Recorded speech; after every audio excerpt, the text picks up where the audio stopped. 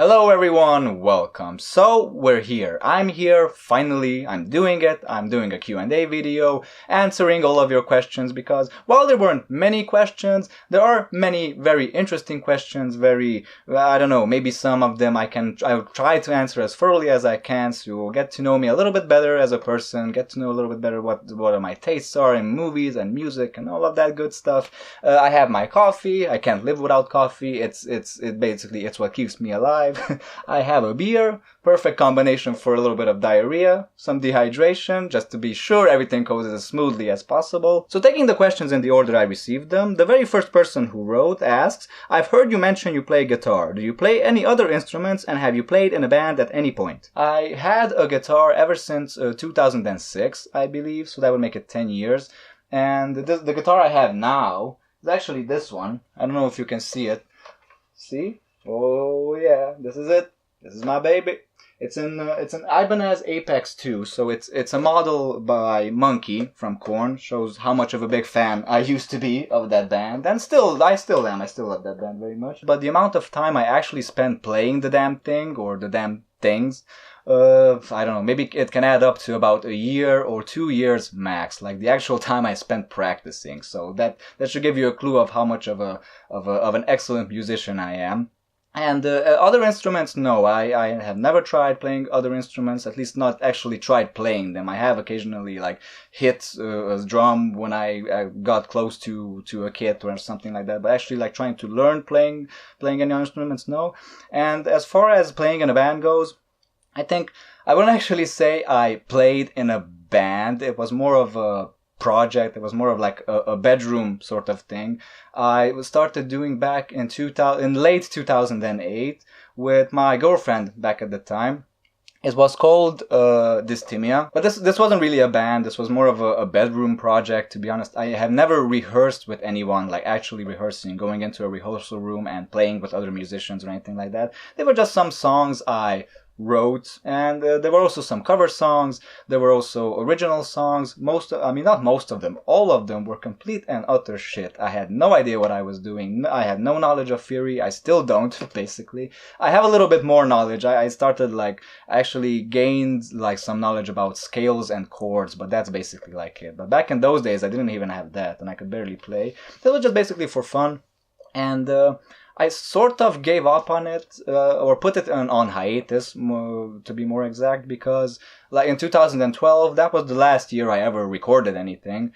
I entered film school, and my passion for movies was starting to gain more and more momentum, so I really couldn't find the time to pick up the guitar daily and actually practice. Momentarily, we're on hiatus, but I'm going to leave you a link. I still have 2 songs up on the interwebs, which we did back in the day, and if you want to listen to them, they're down below. What were some sentimental films during your youth that spurred your love for movies? Well, I think it comes as no surprise to say that they were animations, like the first ones, because I remember watching films ever since I can basically remember anything, to be honest. And I think the very first ones, I actually looked it up right now. There were 2 Hungarian films. One of them is Wook, the Little Fox. Now, keep in mind, I haven't seen this in probably 20 years, and I barely even remember what happens in it. But it's considered to be one of the classics of Hungarian animation, along with Cat City, which is another film, which I have seen more recently. Those 2, Wook is this very sentimental story, and the Cat City is more of this allegorical type of thing. It's really, thinking back at it now, Cat City is not really an animation I would completely consider to be made just for children. It's very clever, very subtle, very, very allegorical, and it's hilarious. It's one of the funniest films I remember ever seeing. So that would be those 2. Other films, I remember the first time I ever went to the cinema, and I owe all of that to my father. He was the one who took me, in the beginning. back when I was 4 years old, 5 years old, 6 years old, things like that. And the very first film I saw in the cinema was Toy Story, which I loved, I still love. I love all three of those films. Obviously, there were the Star Wars films, which I saw being 7, 8 years old in 97, 98, where they were re-released, like what were those called? Like the restored editions, or the ones George Lucas started messing with, like the one when he had the CGI Jabba the Hutt in A New Hope. those ones. So that was my introduction to Star Wars, and of course, I didn't know any better back in this day, and I was seeing them at the first time in the cinema. You can imagine the impact it had on me. So yeah, Toy Story, Star Wars, then Man in the Black I remember seeing in the cinema, Mars Attacks by Tim Burton, which I will get to in a minute. Again, I will be mentioning it. I guess these are the type of films, so anything like animations, CGI animations, Pixar especially, and if it was anything that had aliens, mostly aliens, I think those were the ones that really like got me into loving movies. Do you have any guilty pleasure films? To be honest with you, not really, not many at least. There aren't really many films I consider to be bad, which I still feel the need to revisit and I can still enjoy. There's Mars Attacks, I mentioned, I said I would come back to it, which I consider to be a guilty pleasure film, even though I haven't seen it in probably like 10 years or maybe even more. It's directed by Tim Burton. I'm not a big fan of Tim Burton, especially not post-2000s Tim Burton, with all of the CGI crap he has been spewing out over the last decade and a half. But that film, I saw it as a kid. I've seen it 100 times, and I still remember it being quite funny. I remember it being even scary, especially for a little kid like me when first time seeing it. It was quite scary, and I remember it having a lot of good humor, like a lot of self-parody, a lot of meta humor. It was a very self-conscious film. It was basically parodying alien invasion films. Another film with aliens, Alien vs. Predator. I liked that film when it first came out. It's by no means a good movie, but hey, I don't think it's as bad as its reputation might suggest. Yeah, it's a dumb movie. It has a dumb explanation for why these two alien races would come together and fight. Fucking ridiculous.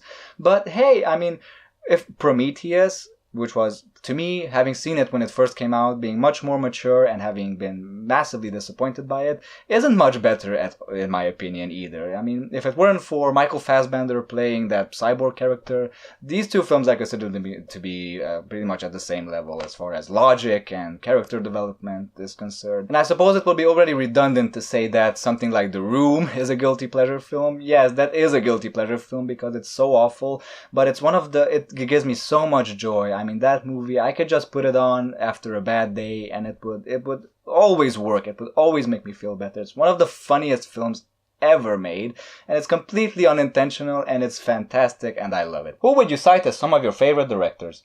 Well, would it be a little bit too obvious to say that Stanley Kubrick is my favorite director? Probably, but he totally is. I mean, come on, what can you say about Stanley Kubrick that hasn't been said already? He was just this insanely perfectionist director I would have never wanted to work with if I was an actor. But his films are incredible. Every genre he dabbled in, he just made these incredible masterpieces that will be remembered forever. And I don't know, his films are very cold. They seem to be much more about archetypes rather than specific people, which is something I'm usually not very fond of. But I don't know, in his films, somehow it works. Another director I really like is Sidney Lumet. I hope I'm pronouncing that right. I mean, come on, 12 Angry Men, Dog Day Afternoon, Network. These are some of the greatest movies ever fucking made. The social commentary in them is just spot on. The actors who play in them just always gave some of the best performances of their entire careers. Some more modern directors, I'm a really big fan of Nicholas Winding Refn.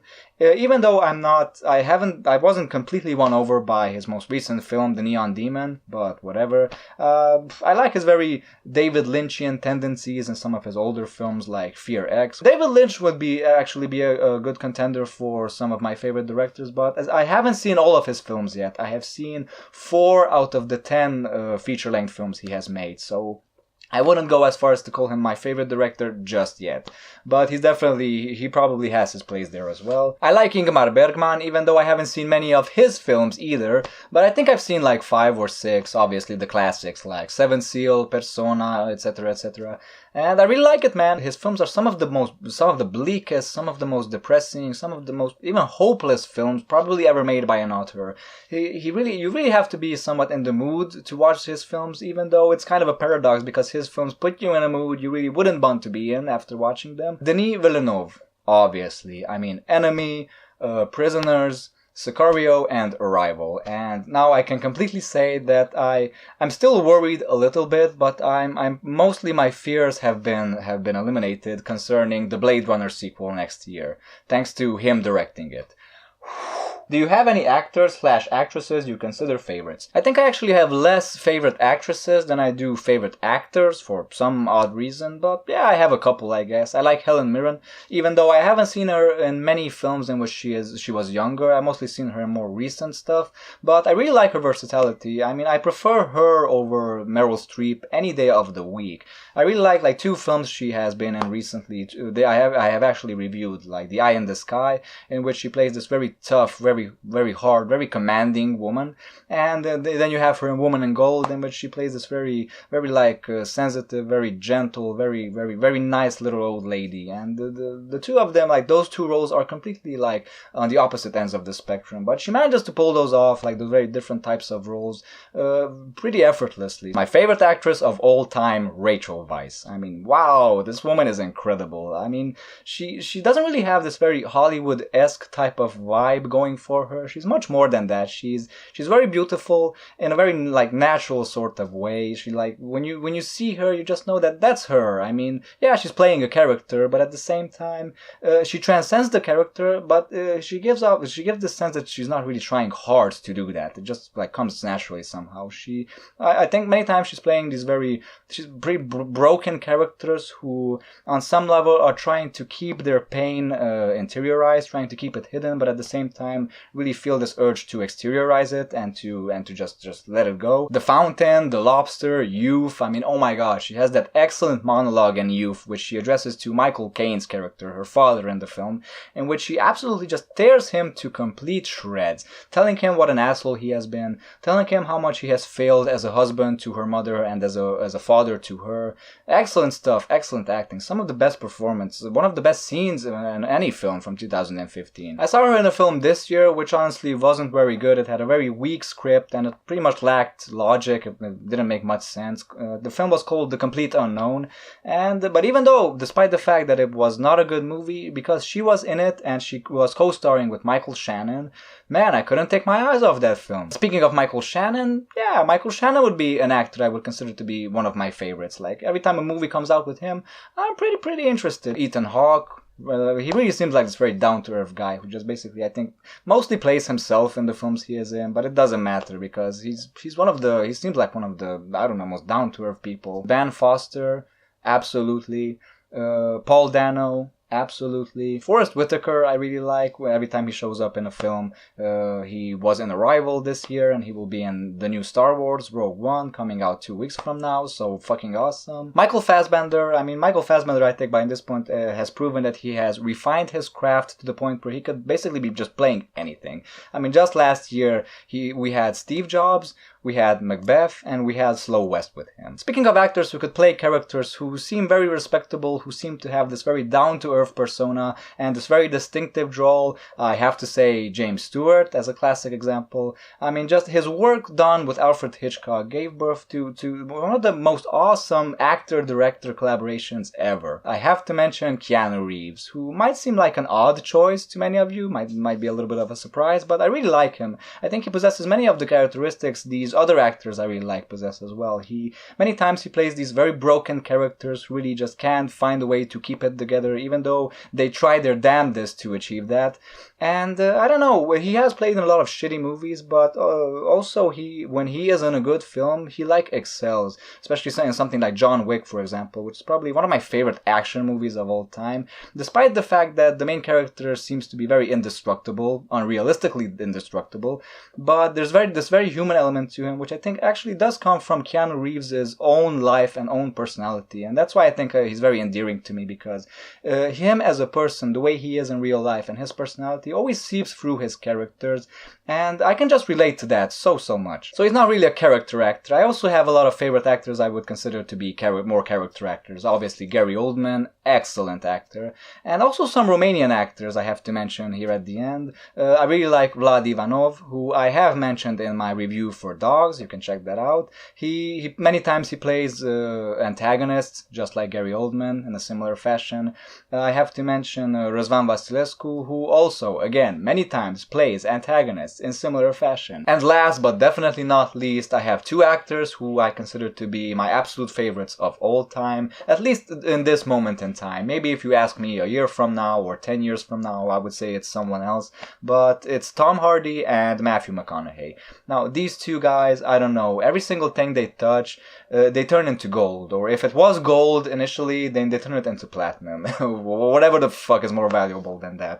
They are amazing. They are the two actors who I truly consider to, even though they're so incredibly recognizable, they truly transcend their characters every single time. What are some bizarre / experimental films you'd recommend? Well, to be honest with you guys, I'm not really an expert when it comes to experimental cinema. Most of my experience with it comes from film school. I'm not a big fan of it. I don't really enjoy it. I mean, I like the attitude most of the time, but as film, I don't really watch it most of the time because it doesn't really connect with me. But I don't know if you can consider these experimental films necessarily, but there is one. I'm going to mention one which is new and another one which is older. One of them is Krisha, which came out this year, and I'm going to review it, so stay tuned, keep an eye out for my review for that. That film's visual style is so refreshingly unconventional. It has some excellent manipulation of sound and shot compositions and editing to constantly take you in and out of the main character's very delusional perspective. And I don't know, it's awesome. I don't think it's necessarily experimental, or maybe it's borderline experimental, but as I said, I'm not an expert, but that would be something I highly recommend. And a little bit of an older film, Bad Boy Bobby, which is probably not an experimental film either, but it's quite bizarre. It's this Australian type of, it's sort of a black comedy with drama, but in the beginning it has this very almost David Lynchian sort of bizarre surrealism to it. Then all of a sudden it becomes this flat out slapstick comedy, and then again it turns into this very heart-wrenching drama. And the main actor does an excellent job as the main character. I mean, I don't want to spoil many things about that either if you haven't seen it, because it's an excellent movie. Watch it. Who are your 5 desert island noise artists? One of my favorite bands is Nails. They're from the United States. They are this hardcore / grindcore / power violence band. My favorite album of all time is Hear Nothing, See Nothing, Say Nothing by Discharge. It's a hardcore punk album, and that album is basically like the epitome of that genre. And Nails are basically the pinnacle of the genre as a band. They're a pretty new band, and they just took that style and I think took it to its absolute extremes up until now. They're the loudest, the noisiest, the meanest, the heaviest, the ugliest, the most pissed off band you can imagine playing hardcore right now, and I love them. One of my other favorite bands is Primordial. They are from Dublin, Ireland, and they play this sort of metal fused with Celtic music, folk music. But considering them either to be a black metal band or considering them either to be a folk band or a folk metal band, I think both of those statements would be wrong. They definitely have influences from both areas, but they completely have their own sound. It's this very bleak, very somber, very dark, very depressing music with some excellent lyrics and some excellent vocals and excellent melodies and excellent rhythm section and drumming and everything, just everything. And they were one of the first bands that really, I paid more attention to their lyrics than I did before I started listening to them. And music in general, because it was like a discovery for me that, hey, you can have dark and depressing lyrics and bleak lyrics without them having to be about something personal, because these guys, they mostly sing about history, historical events, tragedies, stuff like that, and I felt I could really relate to that, even though it's not something that's part of me, it's not something that's part of my life or my surroundings or anything like that, but the emotions just come through and you can really feel some pain in their music. A band that is truly black metal I really love is Dark Space. They are from Switzerland, and they play this sort of cosmic black metal, this sort of non-existent subgenre of black metal that, yeah, it's called cosmic because it sounds very spacey. And it truly is. It's the soundtrack to what the universe or what space would sound like if it was just the most chaotic and the most merciless and brutal force that ever existed. Basically, that is what the universe is, isn't it? And it's black metal, so obviously it's fast, it's very distorted, very repetitive, very wall of soundy. The vocals just don't make any sense. They function mostly as just another instrument instead of, it's not singing, there are no lyrics. Moving on to another band in which the vocals and the lyrics almost make too much sense because they sing about anguish and despair and pain and the end of the world, is Mourning Beloved. They are also from Ireland. Ireland has some pretty good metal bands, come to think about it. And they're very interesting because they play this very simple and minimalist style, but they managed to add a lot of melody. They managed to dabble into the many subgenres of this style. Like on their album Formless, they dabble into funeral doom metal, which is this even very slow, extremely slow, very high-pitched, very ominous and mystical take on the genre. On their most recent album, Rust and Bone, they almost have this very folk influence to them. So yeah, and I listen to a lot of depressing music, but Mourning Beloved pretty much takes the cake. And last but definitely not least, Swans. American, avant-garde, experimental, noise rock, post-punk, no-wave band. I don't even know what the fuck they play.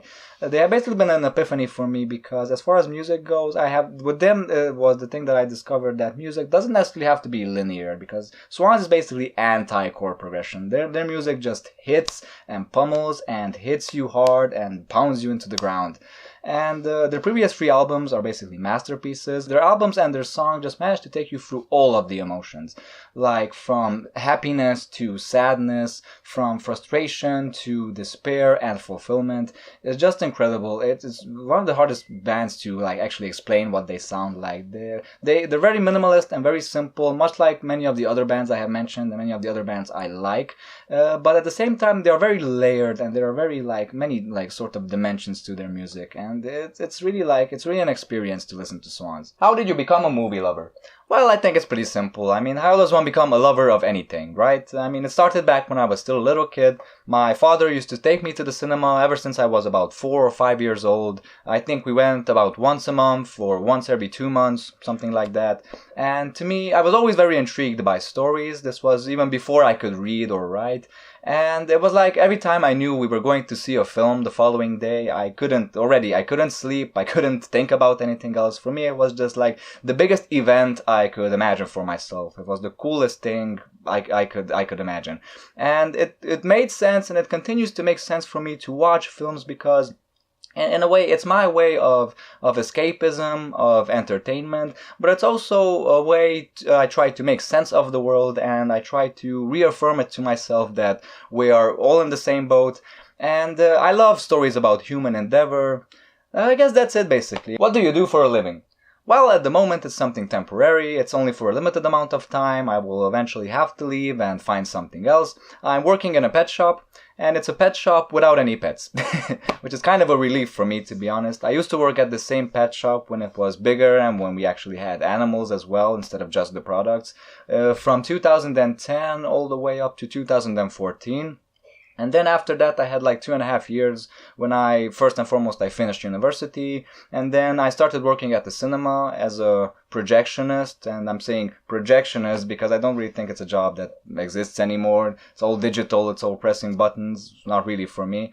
I left that, I didn't really like that for multiple reasons, and so now I'm back here, and it's not really living, it's more surviving, but it's an okay job as far as stress is concerned. I mean, no one bugs me, no one bothers me, it's fine. It's just I'll have to eventually search for something else that's going to be a little bit better, at least as far as payment is concerned. Do you watch TV series? If yes, what are your favorites? To be honest with you guys, I don't really watch a lot of series because I don't really have much patience for it, and even the ones I do start watching, rarely do I end up actually finishing them. But of course I watched a couple, especially considering that I'm a science fiction fan. I've seen, I think, the first season of the original Star Trek series, which is, yes, that's a classic. It's an amazing show, obviously. I've seen Firefly, created by Joss Whedon, which is sort of this, it's literally a space western. It's similar a little bit to Star Wars, but it's also very different. And it's a very good show, very good dialogue, great characters, a lot of fun, a lot of action, a lot of humor, excellent show. I've seen the first season of True Detective, which I love. So, I have to admit that that's one of the best things I have ever seen. I couldn't get myself to finishing the second season. I think I saw the first 3 episodes, didn't really impress me, so I don't know. I might end up eventually finishing it just to see where the story goes. I've seen the pilot, the first episode of Man in the High Castle, which I have been highly anticipating because I read the book, and the book is an absolute masterpiece. But still, after a year since the first season came out, I still couldn't get myself to watch it, but eventually I will soon. I've seen the first episode of Black Mirror, which, wow, okay, very gruesome and very dark series from what I gather, having just seen a single episode. So yeah, I will finish that as well. Ash vs. Evil Dead, because I'm a big Evil Dead fan. I love the original films, and this new series, at least the way it starts, is just perfect, pretty much pitch perfect. The tone, the comedic elements, as well as the scary elements, just work so well. And so nice to see Bruce Campbell coming back after all these decades playing Ash again. Amazing stuff. Do you consider doing a top 10/15 movies of the year list? This is a very good question, but I have to be honest with you, I don't really have a clear answer for it just yet. I mean, let's see until the end of the year, like in a month, what happens. This is always something that's really bothered me, because many of the films I'm really interested in watching and reviewing and stating my opinion about arrive to our cinemas here in Romania pretty late. Like, think for example, many films which are officially considered to be 2016 productions will only be getting in 2017, like for example the Oscar contenders, the Oscar nominated films. We'll be getting many of them only in January and February. And all the way up until June, when we have the Transylvanian Film Festival, the big film festival here in Cluj, we'll be getting a lot more of them. But it's a shame, because many films which are 2016 productions, I'm only going to be able to see next year. And I don't really know how a top 10 or top 15 list would be fair. I don't know, I'll try to work around it, I guess. Maybe I'll have to see. Have you ever seen a movie which you hated or disliked at first, but gave it another chance and got to appreciate it after the second view? Maybe after talking about it with someone, or just looking up some reviews or analysis? Well, not very many examples I can think of. I can think of probably more examples to the contrary. For example, Fight Club. That's a film I didn't like when I first watched it, and even after talking about it and reading about it during film school, and after watching it a second time with a more mature mind and understanding, I still don't get it. I don't get that film. I don't get why it's so loved by everyone. So that would be one. And Vertigo by Alfred Hitchcock, which I appreciate more, but it's not a film I like. It's one of my least favorite films from him out of the 10 or 15 I've seen. That's a film I understand a little bit more. I understand why people appreciate it, and I understand the genius behind it and the subtlety and all that. I can see that, but it's not a film I find to be enjoyable. Maybe because most of Alfred Hitchcock's other films are a lot more entertaining, a lot more crowd-pleasing, and Vertigo I don't think is that much of a crowd-pleaser. Maybe that's why I didn't enjoy it on the first viewing, but that's something I would think I will have to watch again, and maybe I'll end up appreciating it more. And films I initially disliked but ultimately ended up liking: Mommy, for example, by Xavier Dolan. This is a film that initially seemed to be this very quirky film that's not really taking its characters seriously, not really treating them with respect, and I didn't really understand it, but I went with a friend, we saw it at the cinema, luckily, and after we came out, we talked about it, and I started to understand a little bit more. It's a story about a teenage boy who has ADHD, attention deficit hyperactive disorder, and his mother who's really struggling to try and take care of him. And we ultimately, we get the sense that she is equally as disturbed, or even more disturbed, and has even more issues than her son does. So the apple doesn't really fall from the tree, basically. It's a story that didn't really seem realistic to me.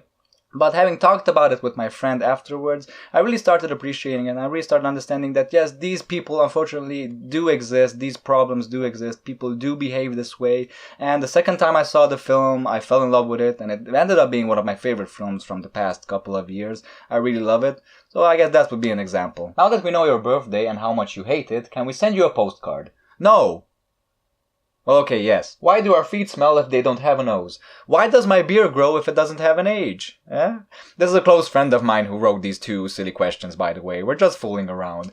Long live the rubber man! And the very last question, what are your long-term plans for this channel? Well, the number one plan, and it's probably the most obvious and the easiest one to make happen, is that I want to remain as consistent as I was until now during this past year, even though I don't really consider myself to be very consistent at all. But I do make like one review a week, and I think that's a pretty healthy target. Like, even when I don't have a lot of time, or when I won't have much time, I will still find the time to watch some movies and to make at least one of my normal reviews once a week. So I think that's pretty okay. Another plan I have, a fan has really been suggesting this to me, is to start making series videos or reviews, and that's really something I want to do. The first one, which I did mention in my 100 subscribers video, is that I want to do a top 10, top 15, top 20 albums I have listened to from 2016, and I'm confirming it that yes, that is happening. That's going to be one of my first videos of this type, because I saw you have been really, you guys are really into the idea, so that's happening. As far as movies go, I want to do that as well, and I think I don't have much experience in it, and that's something that takes more time, it takes more preparation, it takes more effort. I really will want to start, I think, with something a little bit more simple. And probably I'm going to do like a top 10 or 15 favorite films of all time, because I think that that's something a little bit easier, and it's something that will like get me into making these longer and more complicated videos. And another plan I have is that I want to do podcasts, to be honest with you. That was actually my initial idea before I even started the channel, when I was just simply thinking about what I want to do and how to do it. And I didn't want to do this alone. I wanted to find other people I can do it with, but you know how people are, schedules weren't really synchronizing, so that's that. I ended up being by myself, and so I said, okay, fuck this, I'm doing video reviews. But that would be really nice. Actually, I was talking with a friend of mine this year, we were planning to launch a website which would have my usual video reviews, but it would also have written reviews and even podcasts. But it's not really a plan that's materializing. 2016 has been the year of unmaterialized plans. It has been the year of not even trial and error, it just has been the year of error, period. So I don't know if that will ever happen, but that would be cool. That's one of my dreams. We'll see. Oh, and obviously, before I forget, yes, getting a better camera and better sound equipment, a better microphone. I know the quality is not good, people. I'm really sorry about that, and the first chance I'll ever get to improve on that, I will. Right now, I either I don't do it at all, or I do it the way I can this way, so humor me a little bit. And as a closing thought, I really want to give a shout out to every single one of you, the ones who have written, the ones who have commented, the ones who have subscribed, the ones who are watching and continue to watch. I really appreciate it. I really can't put into words how much I fucking appreciate it. I appreciate it, okay? And I want to also give a shout out to some of the friends I have made over these last few months, which I really wasn't expecting. People who also review movies just like I do. First and foremost, there's the reviewer.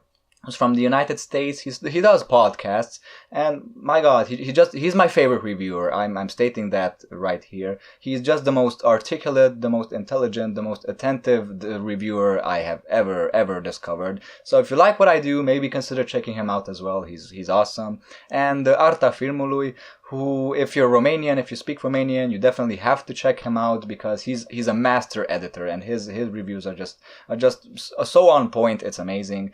And these are the people who really like make me want to give up reviewing, honestly, because they're so good that I get a little bit jealous, to be honest, but at the same time I get inspired as well, and it's really good. I like this feeling, this community, which it was not something I thought about or I considered when I started this, that there is a community, there is inspiration to be found in other people's works, and it's pretty amazing. So keep up the good work, every single one of you. You're amazing, and so this has been fun. Hey, we should do this again. I mean, maybe round 2, maybe next time when I'll reach 200 subscribers, possibly. Who knows when that will happen, because I'm a really tiny channel and I'm not very good at promoting myself. But we'll see. Thanks for all of your questions. I hope you were able to endure all of this, or maybe you've skipped through some parts. That's perfectly fine. Thanks again, and I'll see you later with reviews. Stay awesome. Goodbye.